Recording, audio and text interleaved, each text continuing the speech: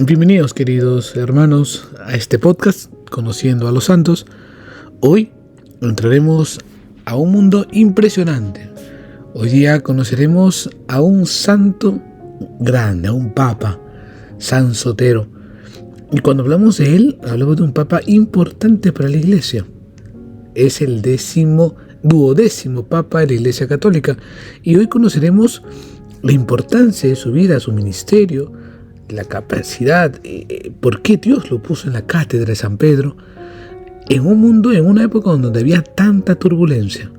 El Papa de la Caridad, el Papa que defendió el sacramento del matrimonio, se enfrentó a la herejía y fue martirizado. Un santo que nos hace entender la importancia de la entrega hacia Dios. Bienvenidos a todos aquellos que se conectan a este podcast diario. Preparemos el corazón para conocer un poco más de la vida de este gran santo. Damos la bienvenida a todos y coloquen sus comentarios, apreciaciones que tengan, que estamos siempre dispuestos a escucharlos para que cada día conozcamos más a más santos, a santos que tal vez quisieras que estén en el canal. Hoy conoceremos a este gran santo en Caminando con los Santos. Escuchamos. Imagina por un momento estar encadenado en la oscuridad perpetua. Un escenario aterrador. Totalmente. Respirando un aire tóxico cargado de polvo de plomo o cobre. Tienes, digamos, una ración de agua putrefacta y escuchas el sonido constante de los picos golpeando la piedra. Y sabes que de ahí no vas a salir vivo. Exacto. Sabes perfectamente que tu sentencia es una muerte lenta por agotamiento y asfixia. ¿Y todo esto? ¿Por qué? Pues simplemente por negarte a quemar un puñado de incienso frente a la estatua de un emperador. Madre mía. Esta era la espeluznante realidad de la condena romana conocida como ad metallia, los famosos trabajos forzados en las minas. Y en el siglo II, pues este era el destino casi garantizado para cualquiera que se atreviera a llamarse cristiano. Creo que es fundamental empezar por ahí nuestro análisis a fondo de hoy. Sí, porque solemos tener una visión como muy romantizada de esa época, ¿verdad? Claro, tenemos esta visión idealizada de la Roma antigua o de figuras como el emperador Marco Aurelio. Siempre lo recordamos como el gran emperador filósofo, el autor de las célebres Meditaciones. El estoico por excelencia. Eso es. Sin embargo, para la comunidad cristiana que operaba en la clandestinidad entre los años 166 y 175 después de Cristo, pues el estoico Marco Aurelio fue sinónimo de un terror absoluto. Un contraste brutal. Totalmente. En ese periodo histórico, el cristianismo no era solo una religión impopular. O sea, era una secta ilícita. Negarse a participar en el culto imperial se consideraba alta traición al Estado. O sea, enemigos públicos. Literalmente. A los cristianos se les tachaba de ateos por rechazar el panteón romano y se les usaba como chivos expiatorios habituales ante plagas o hambrunas. Y justo en el epicentro de esa maquinaria trituradora que era el imperio, asume el liderazgo nuestro protagonista del monográfico de hoy, el 12º obispo de Roma. El Papa San Sotero. Eso es. Fíjate en el origen. Nace en Fondi, en la región italiana de Campania, hijo de un tal Concordio, pero es de ascendencia griega. De hecho, el nombre Sotero viene del griego y significa Salvador. Un nombre muy adecuado para lo que iba a ser. Ya te digo. Y la misión de nuestra inmersión en los textos de hoy, revisando un montón de fuentes, enciclopedias, fragmentos de Eusebio de Cesarea y documentos magisteriales, es desgranar cómo este hombre logró mantener unida una red de personas aterrorizadas. Y además en unas condiciones extremas. Claro. Lo fascinante es que lo hizo combinando una asistencia social asombrosa, una caridad heroica, con una mano de hierro implacable frente al caos interno de las herejías. Es que ese contraste es lo que hace a esta figura tan relevante para la historia de la Iglesia, en medio de esos martirios célebres que se daban bajo Marco Aurelio. Como el de Justino Mártir, ¿no? Exacto, en la propia Roma, o la brutal masacre de los mártires de León en la Galia. Pues ante todo esto, Sotero no optó por esconder a su comunidad bajo tierra y cortar comunicaciones. Que habría sido lo más lógico por pura supervivencia. Bueno, lo más instintivo, desde luego. Pero al contrario, las fuentes nos indican que se ganó el título de Papa de la Caridad porque orquestó un sistema de ayuda material transnacional increíble. ¿Y cómo funcionaba eso exactamente? Pues empezó a canalizar fondos, enviando dinero y suministros a las comunidades más lejanas, apuntando de forma muy específica a esos prisioneros condenados ad metala que mencionabas al principio. Vale, a ver, vamos a frenar aquí un momento para pensar en la logística de esto, porque aquí es donde me hizo clic la cabeza al revisar los textos. A ver, cuéntame. Hoy en día, si hay una crisis, montamos un fondo de ayuda internacional en 0, hacemos transferencias bancarias cifradas y enviamos aviones de carga. Pero estamos hablando del siglo II. Claro, otro mundo. En el Imperio Romano no existía absolutamente nada parecido a la asistencia social pública o al estado de bienestar. Si eras un marginado, pues el imperio te dejaba morir en la cuneta, y punto. Literal. Y Sotero coge y monta una especie de sociedad de socorro mutuo a escala mediterránea. ¿Cómo fluían realmente esos recursos en la práctica? Pues era un esfuerzo titánico y sobre todo tremendamente clandestino. La comunidad de Roma era económicamente más fuerte que muchas de las iglesias periféricas, en parte porque la capital, atraía riqueza y algunos cristianos con recursos aportaban sus bienes. Entiendo. Pero ¿cómo llegaba ese dinero a las minas? Pues esta logística dependía de redes de mensajeros de altísima confianza. Comerciantes cristianos o viajeros que ocultaban bolsas con monedas de oro y plata, e incluso provisiones camuflándolas en sus rutas habituales por el imperio. Madre mía. Y cruzar el Mediterráneo con fondos destinados a criminales condenados por el Estado implicaba que si esos mensajeros eran interceptados, terminaban en la misma mina que aquellos a los que iban a socorrer. O sea, una operación de contrabando de alta tensión, pero motivada por la pura caridad pastoral. Exactamente. Y parece que el impacto fue sísmico, la verdad. Los textos que hemos analizado recogen una carta de agradecimiento espectacular que le envía Dionisio, el obispo de Corinto en Grecia. Una carta fundamental, sí. El historiador Eusebio de Cesarea conservó fragmentos y en ella Dionisio dice textualmente que Sotero no solo mantuvo, sino que superó la generosidad de los líderes anteriores. Eso es. Dice que proveía abundancia y consolaba a los hermanos como un padre a sus hijos. Y fíjate, esa frase de Dionisio es la clave de bóveda de toda esta dinámica. Cuando lees como un padre a sus hijos, no es solo un cumplido afectuoso. Ah, no. No. Está revelando la arquitectura del poder y la autoridad en la iglesia primitiva. En el Imperio Romano la autoridad solía basarse en la fuerza militar o en la pura amenaza legal.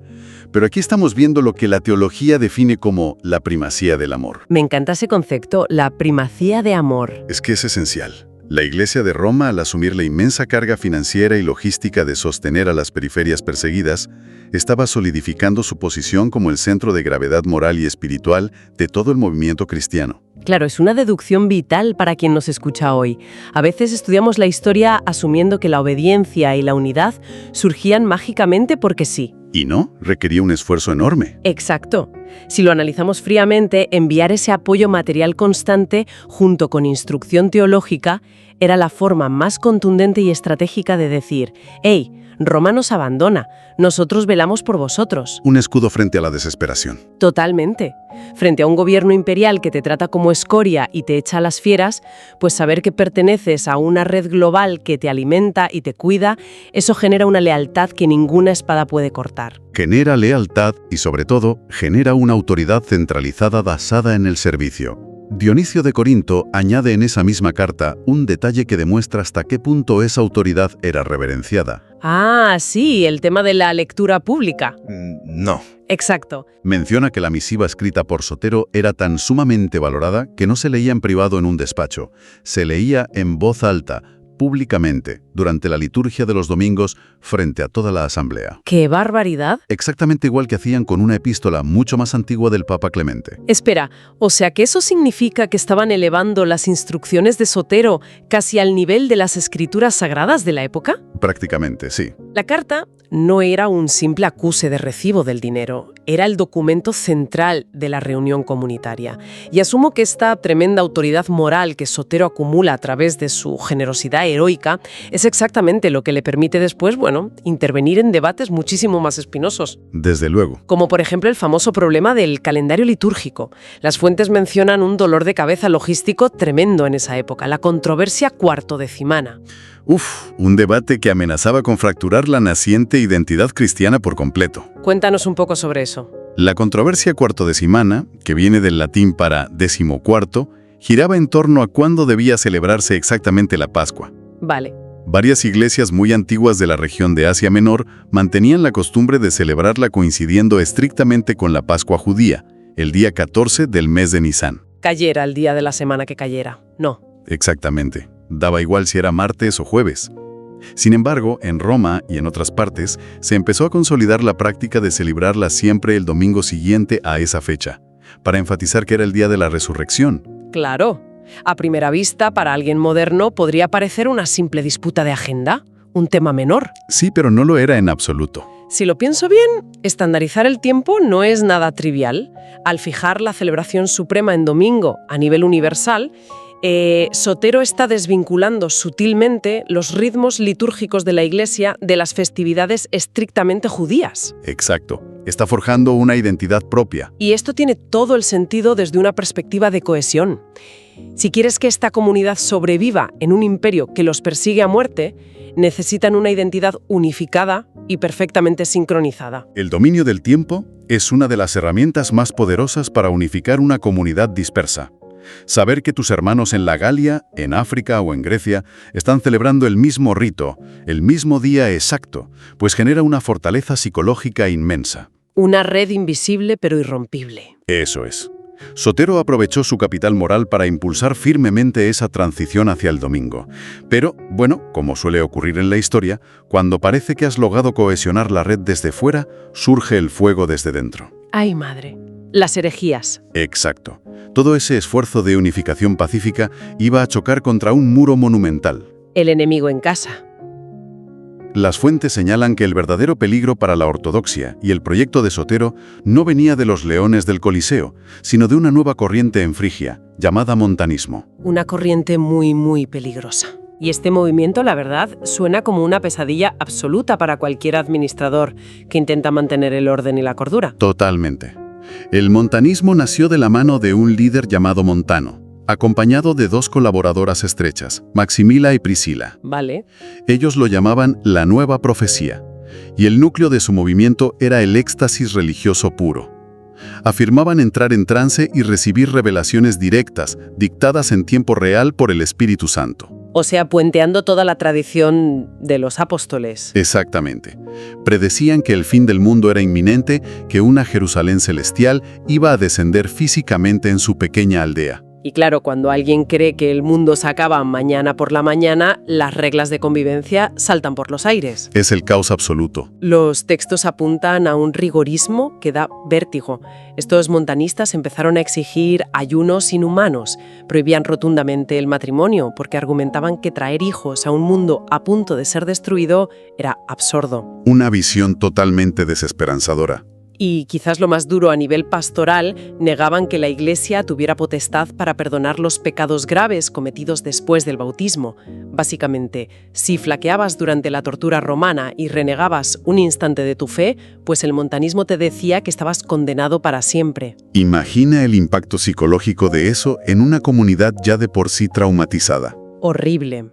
Sin ninguna esperanza de misericordia. Sotero y la línea ortodoxa ofrecían a los lapsi, que eran aquellos que habían caído por miedo, un camino de penitencia y de reintegración, una verdadera caridad pastoral.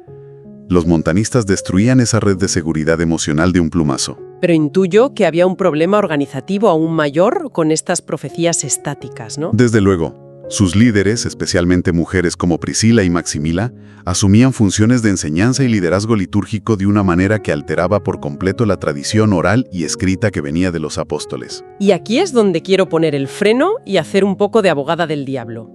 Porque las fuentes nos dan un dato que a alguien que nos escuche en el siglo XXI le puede rechinar bastante. A ver, dime. El registro histórico llamado Liber Pontificalis dice que la respuesta de Sotero frente a este caos fue emitir un decreto magisterial súper estricto. Sí, lo recuerdo. Prohíbe que los monjes no ordenados toquen los paños sagrados del altar y prohíbe explícitamente que las mujeres, incluso las vírgenes consagradas, ofrezcan el incienso o toquen los cálices durante la liturgia. Es un decreto que hoy levanta ampollas, claro. Claro, si uno lee esto hoy, sin el contexto adecuado, la primera reacción es pensar, bueno, un líder antiguo dictando normas machistas para apartar a las mujeres del culto. Me cuesta ver dónde está la genialidad doctrinal o defensiva aquí. Ya, es una reacción muy normal. ¿Por qué las fuentes históricas tratan este decreto sobre quién toca o no el incienso como un movimiento brillante? Pues porque la reacción desde una óptica contemporánea desvía la mirada del verdadero mecanismo institucional que estaba en juego.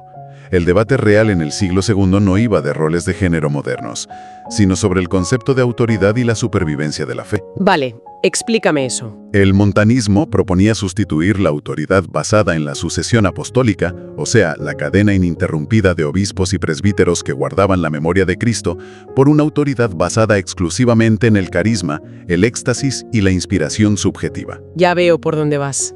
Montano y sus profetisas decían hablar por boca de Dios, afirmando incluso que sus revelaciones completaban o superaban a los propios evangelios. Ah, amigo. O sea, si permites que la doctrina la dicte el carisma momentáneo de alguien en trance, abres la caja de Pandora. Efectivamente. Si cualquiera en la asamblea, sea hombre o mujer, o un monje sin ordenar, puede entrar en éxtasis y arrogarse el derecho de dictar qué es verdad y qué no, basándose en voces que solo esa persona escucha, la religión se fragmenta en 1000 pedazos. Lógico. Una organización ilegal, perseguida por el Imperio Romano, no puede permitirse el lujo del caos subjetivo. Se disolvería en innumerables sectas súper vulnerables. Exacto. Al restringir el contacto físico con los elementos del altar y el liderazgo litúrgico solo a los sacerdotes ordenados, Sotero no estaba simplemente limitando funciones. Estaba trazando una frontera visual innegable frente a toda la congregación. Estaba enviando un mensaje codificado en los propios gestos de la misa. Al ver quién podía y quién no podía tocar el incensario, la comunidad recibía un recordatorio de que la verdad no depende del arrebato emocional del iluminado de turno. Sino de una jerarquía y una memoria histórica muy concretas y fiables. Fíjate, el autor anónimo del siglo V, conocido como Predestinatos, menciona incluso que Sotero escribió todo un tratado refutando las ideas montanistas, así que blindó el altar con normas de hierro para evitar que la Iglesia se convirtiera en un culto apocalíptico desquiciado. Protegió el altar y consecuentemente protegió la cordura de toda la comunidad. Y este instinto pastoral de Sotero para identificar vulnerabilidades nos lleva a lo que considero su intervención social más profunda. Ah, ¿sí? ¿Cuál? Pues, al igual que blindó el espacio sagrado frente a los herejes, entendió que tenía que blindar la célula más básica de la sociedad cristiana cotidiana frente al mundo exterior: el hogar. Ah, el decreto sobre el matrimonio. Exacto. Lo hizo interviniendo directamente en la sacramentalidad del matrimonio. Este es otro punto donde hay que explicar muy bien el contraste, porque las fuentes revelan una maniobra que cambia el paradigma civil romano por completo. Un giro de 180 grados. En el imperio de Marco Aurelio, el matrimonio no era un asunto religioso, solemne, como lo concebimos hoy en la Iglesia. Era un contrato civil, un acuerdo pragmático llamado affectio maritalis. Te casabas por cuestiones patrimoniales, de estatus o para tener herederos legales. Un mero trámite administrativo, digamos. Totalmente. Pero Sotero detecta una fuga de agua masiva en este sistema y emite una disposición magisterial revolucionaria. Declara que, para los cristianos, el sacramento del matrimonio carece de valor si no cuenta con la bendición explícita de un sacerdote. Y para calibrar el inmenso peso de esta decisión, hay que analizar dos frentes de amenaza que asediaban a los cristianos en ese momento. Vale, el primero supongo que era ideológico. Sí, y venía de nuevo de las herejías. Además de los montanistas, estaban los gnósticos, otra corriente potentísima en la época. Los gnósticos, tela con ellos también. Sí, partían de la premisa filosófica de que toda la materia física era intrínsecamente malvada y creada por un demiurgo perverso. Por tanto, el cuerpo humano era una prisión asquerosa. Y consecuentemente, claro, despreciaban el matrimonio y veían la procreación como el acto abominable de atrapar nuevas chispas divinas en la carne miserable. O sea, una visión completamente nihilista y destructiva del cuerpo humano. Al exigir que un sacerdote interviniera y bendijera la unión física de dos personas, Sotero estaba dando un golpe maestro contra el gnosticismo. Estaba afirmando a nivel oficial que la materia no es basura, que el cuerpo es sagrado. Y que la creación de nueva vida es una realidad bendecida por Dios. eleva un simple trámite civil a la categoría de vehículo de gracia, un sacramento. Pero intuyo, leyendo los textos, que también había un motivo de seguridad pura y dura, ¿verdad? El problema de los matrimonios clandestinos. El riesgo de seguridad era, de hecho, el problema más inminente de todos. Imaginemos la situación. Un joven cristiano decide casarse en secreto con una joven pagana mediante un simple contrato civil romano, que no requería aprobación de la Iglesia. ¿Vale? De repente el núcleo íntimo de ese cristiano es ajeno a su fe. Y en tiempos de persecución, donde no sacrificar a los dioses se castigaba con la muerte, pues el cristiano vivía con el enemigo en casa. Madre mía, es que si surgió una disputa conyugal, el cónyuge pagano te podía delatar a las autoridades romanas garantizando tu ejecución. O tu envío a las minas. ¡Qué nivel de paranoia constante! Literalmente la persona con la que duermes podría enviarte al corredor de la muerte. Y además está el tema fundamental de la descendencia. Si te casas con alguien que adora a Júpiter, ¿cómo educas a tus hijos en una fe clandestina sin que se enteren los vecinos? Imposible. Fíjate, las fuentes conectan esta normativa temprana de Sotero con documentos magisteriales muy posteriores del siglo XX, como las encíclicas Castico Nubi o Humana Dite. Documentos clave sobre la familia, sí. Documentos que insisten en los fines procreativos, unitivos y en la indisolubilidad frente a una sociedad descristianizada. Parece que Sotero vio esto casi 2000 años antes. Al forzar que la Iglesia diera el visto bueno previo, se aseguraba de que el hogar no fuera una trampa mortal. El escrutinio sacerdotal actuaba como un filtro de seguridad vital. Al requerir la bendición, la Iglesia se aseguraba de que la familia estuviera anclada en la misma cosmovisión. Convirtiendo el hogar en un búnker, ¿no? Exacto, una microcélula de resistencia, un búnker espiritual y físico contra las infiltraciones del paganismo. Sotero comprendió que la ortodoxia no se sostenía solo con debates teológicos. Se sostenía en las mesas de las casas donde los padres enseñaban a los hijos por qué merecía la pena resistir al imperio. Convirtió las paredes del hogar en el escudo más fuerte de la Iglesia primitiva. Es un recorrido organizativo y pastoral espectacular. Para ir atando los cabos de este monográfico, la imagen que nos queda de San Sotero es la de un arquitecto trabajando en la sombra, bajo un régimen de terror. Un pastor con mayúsculas. Por un lado, tenemos al líder empático que crea una red de logística transnacional increíble para llevar consuelo a los condenados en las peores minas y al mismo tiempo no le tiembla el pulso para extirpar la anarquía montanista ni para dictar normas férreas sobre el matrimonio. Las crónicas marcan su fallecimiento el 22 de abril del año 175. Hay un debate técnico sobre si sufrió una ejecución violenta, pero nadie duda de que gobernar una institución clandestina bajo ese estrés constituyó un martirio vital continuo. Consumió su vida tejiendo la red.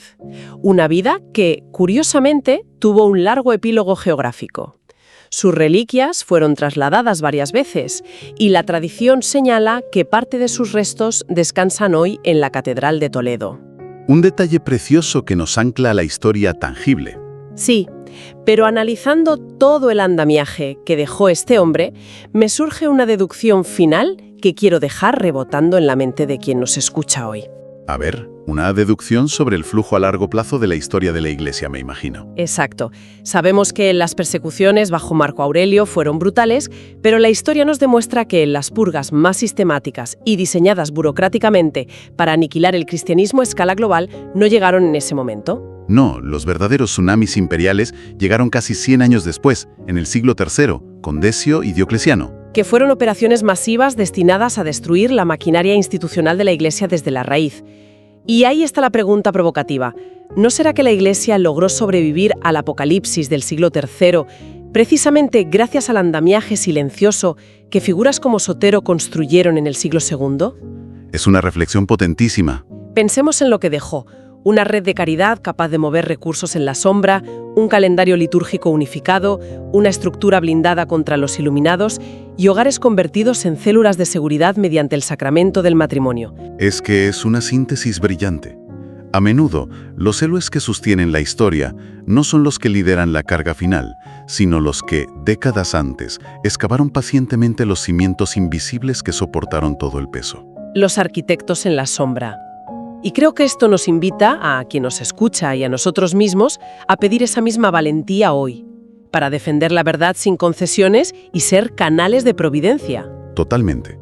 una intercesión necesaria para encender en la Iglesia actual ese mismo fuego de caridad heroica. Nos quedamos con esa profunda reflexión sobre el poder de anticiparse al caos y proteger lo sagrado. Hasta el próximo análisis a fondo. Qué maravilla lo que hoy hemos escuchado en relación a este gran santo.